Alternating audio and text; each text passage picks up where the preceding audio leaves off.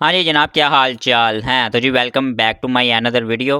तो आज की वीडियो के अंदर हम जो है ना एक इलेक्ट्रिक आयरन जो है वो रिपेयर करेंगे। इसके अंदर इशू इस चीज़ का आया जी कि ये ना डायरेक्ट जो है वो चल रही है, ठीक है।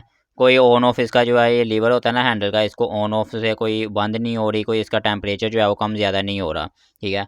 तो अब इसको ओपन किया है, ऊपर से कवर वगैरह उतारा है, तो अंदर से मैं आपको उसकी कंडीशन दिखाता हूँ। यहाँ पर मेन इशू आया जी इसके थर्मोस्टेट का।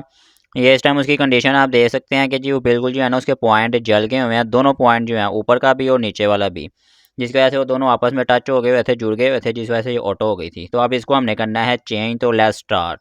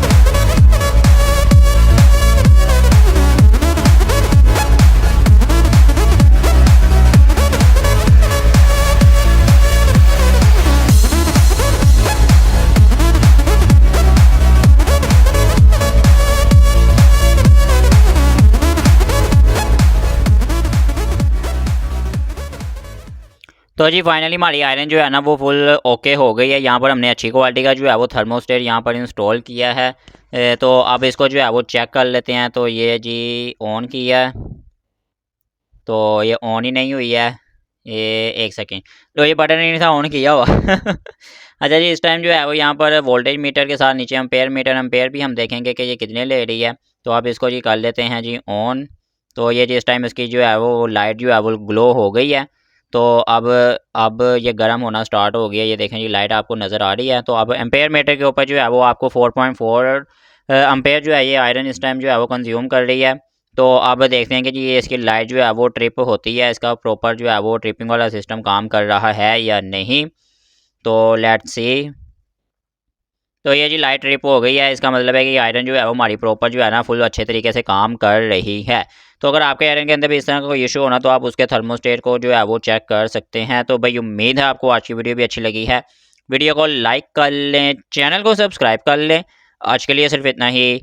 अल्लाह हाफिज़, गुड बाय।